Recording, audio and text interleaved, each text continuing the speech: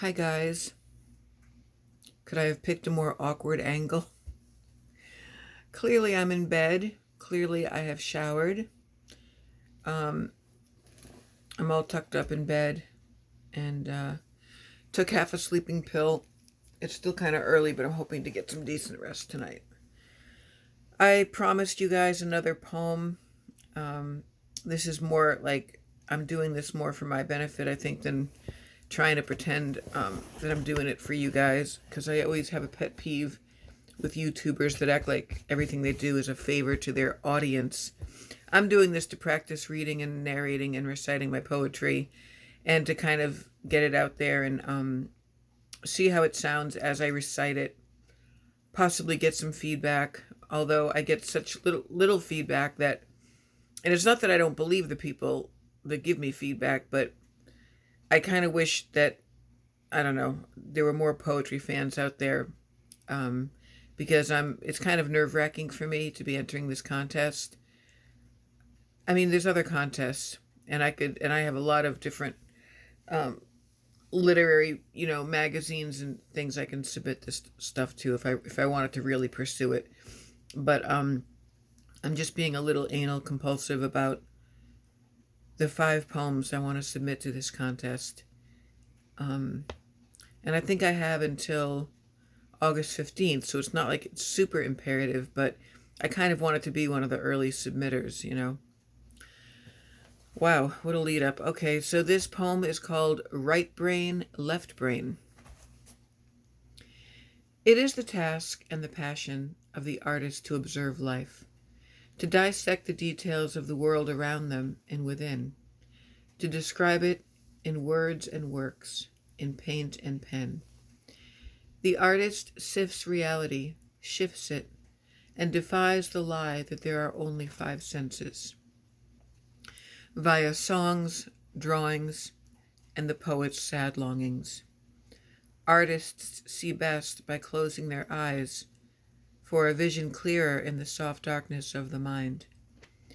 As intimate as a lover, they look slowly, then inhale deeply and exhale their soul. In song, in scrawlings, in sculpture, in prose, leaving the rest for the left brain types, I suppose. So, as you all probably know, the right brain deals more with creativity and art. Left brain is for our mathematical geniuses and engineers, and, it's kind of a generalization, but I might read that one to Michael tomorrow. I don't know. Still very upset about this insurance business and just what it is I'm doing wrong, like with working as much as I do and never having money and trying to get out of debt and trying to think about getting divorced or going bankrupt, or why it is I haven't bought groceries in like 4 months now, and every single time I get paid I say I'm going to set aside money for food and gas. And I mean, I never starve, you know what I mean? I don't go to soup kitchens or anything because, like, I eat at work. But now that I'm on keto, I would love to be able to have keto stuff in the house besides just eggs. And tonight I cleaned out my cupboards. It felt good to throw out a lot of garbage food, a lot of like old stuff. And I went through my fridge and my freezer.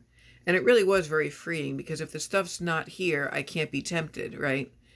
I just have no reason to keep bread in the house or rice or pasta. If I ever get a bunch of this weight off and can get into maintenance, I'll start eating maybe some beans and like brown rice and like a sweet potato, but no more of the white food. The white food is garbage. White sugar, white bread, white pasta, white potatoes.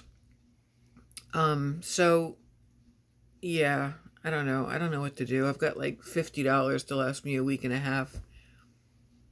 I just, I understand why people turn desperate. Like, I understand prostitution. I understand people that sell drugs. I'm not saying it's right, but like, I understand how things can get so bad that you don't even know what to do anymore. I'm a single earner, and all I do is work, and I make $12 an hour. Woohoo, I got a big, 24-cent raise. But as a mobile, I don't get the evening shift differentials. I don't get the advanced care facility differentials. Now they want me to start inputting stuff on the computer on what they call the Therap program and take a class for it and not even get any more money for doing more work. It's like, I don't know. I felt really overwhelmed today, and I felt discouraged because I thought I was on an upswing. I thought things were feeling better. And when you're bipolar, you want to think that maybe you just hit like a good level mood and that it's not some kind of a too high of a mood, which is mania, or in my case, like hypomania, because I don't get it severely. But it's enough to affect thinking patterns and impulse control and sleeping and stuff like that. But I hate that, like, whenever I start feeling better, I can't just be happy about feeling better. I have to know somehow that it's going to precede a crash. And then when I have lack of sleep and you add on the work stress, you add on the headaches I get, you add on, worrying about money all the time. And suddenly it's like, yeah, hell yeah, your depression is like right there, ready to knock on the door. My therapist is trying to work with me as far as differentiating situational sadness, which is a normal reaction, and true depression. I mean, there's so many gradations of all that. It's incredible. And in a lot of cultures in different places in the world than America, people don't even expect to be happy. Happy's not really the end game, the end goal. It's like you survive, and therefore you win at life because you're just surviving. And there's times I don't ever feel like completely falling down and giving up. That's not really in me. I'm kind of like too stubborn of a person for that. But I wish I could just take a rest and take a break and have a vacation, or just stay home a week, and not because of being sick or drinking. I would love to get this house cleaned. I might be having a house guest next weekend. My friend Stephen from Ireland. Steve, hi, if you're watching. I don't think you watch all my videos. I think it's kind of sporadic. But that'll be fun. But there's no way in hell I'm going to show you this house looking the way it looks. And unless I get some kind of huge upswing in energy, we might have to just hang out in the city at your fancy hotel. Anyway, TMI. You guys don't need to know all that yet. But so the words still come. The muse still stirs. Got my little giraffe journal here. I got journals all over the house. But unlike a certain person we all know and don't love, every single one of mine is written in. And the poems are all just so varied and scattered. And we can only submit 5 to this thing. And I wanted to do like a sweet one, a precious one like Soul Dust, more of an existential one, a nature one. And I wanted to maybe throw in like an erotic one, but then at the last minute, I always think, oh God, people I know are going to be reading these. And so stupid. I'm a grown-ass woman. I can't write about sexual longings and feelings and dreams and fantasies and experiences. And, we're all human beings, right? Not one of us would be here if 2 people hadn't fucked. Do you ever think about that? I think about that. I think about the fact that it is so patently stupid to have any kind of sexual shame when sex is kind of what keeps the world going as far as being inhabited by humans. How do I get on these tangents when I came on here to say goodnight and read a poem? That's crazy. I did some more clothing organizing tonight. I hung up a bunch of things. I ironed things. I put outfits together in my closet. I got rid of some things. It's baby steps. It's very slow stuff, but I feel like as long as I'm doing something in my house, when I'm not working, then I'm not just sitting around. I don't have the option of TV anymore because I don't have one. And lately, even when I try to watch Netflix, it's fucked up somehow because so many different people use my son's Netflix account, him and his brothers. This is a really bad angle. I look really fat here. But I ate really well today. I'm hoping for a decent weigh-in Wednesday. But tomorrow's just Tuesday, and tomorrow I have therapy in the morning, and then I don't think I'm working anywhere during the day, so I can get some stuff done. Um, I can't really shop for groceries, but I have to get litter and cat food at the very, as Zach would say, at a minimum. At a minimum, ma'am. And I have to make an appointment to meet with HR about something unrelated. I mean, it's related to my job, but it's not that sexual harassment thing, which, by the way, he still has his job. I was told today by several people that if I really wanted to make a fuss, I could get a lawyer and really sue the whole company for a lot of damages because, sexual harassment is not supposed to be taken lightly in this day and age. It's not just a state issue, it's a federal issue. And these companies are supposed to have a no tolerance policy.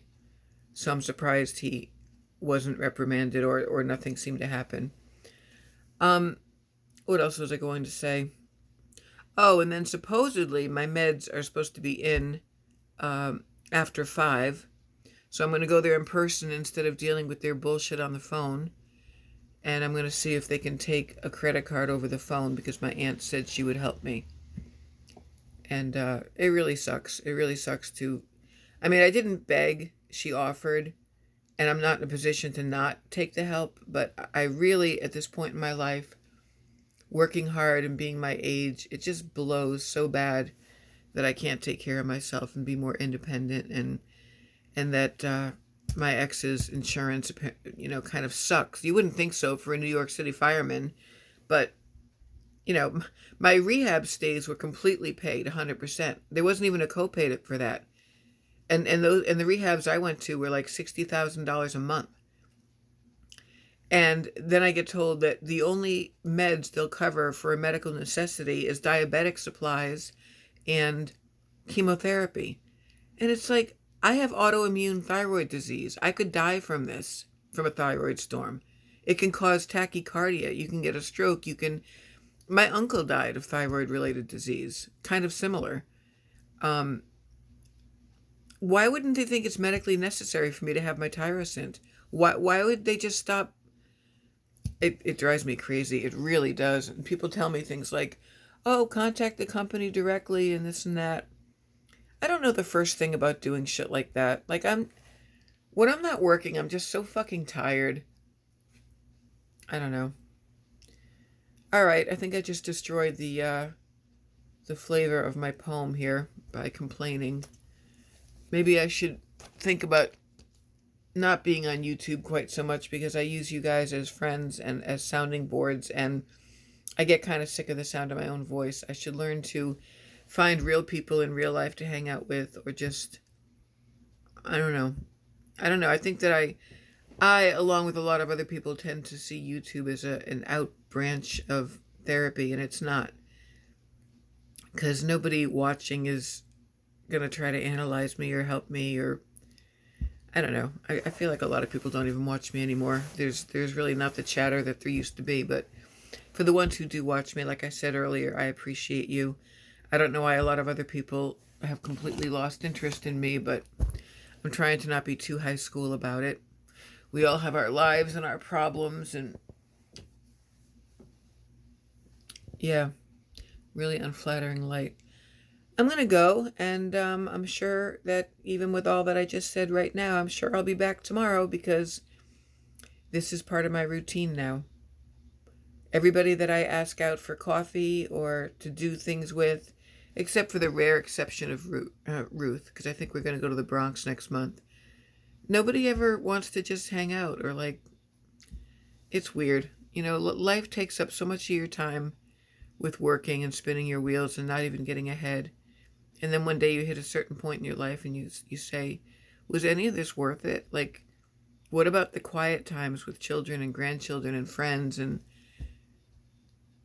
I don't know. I haven't seen my grandchildren in quite a while, and I'm really missing them, which is another thing I'm really depressed about. So there's my life story on a Monday night. I'll talk to you guys later. Bye.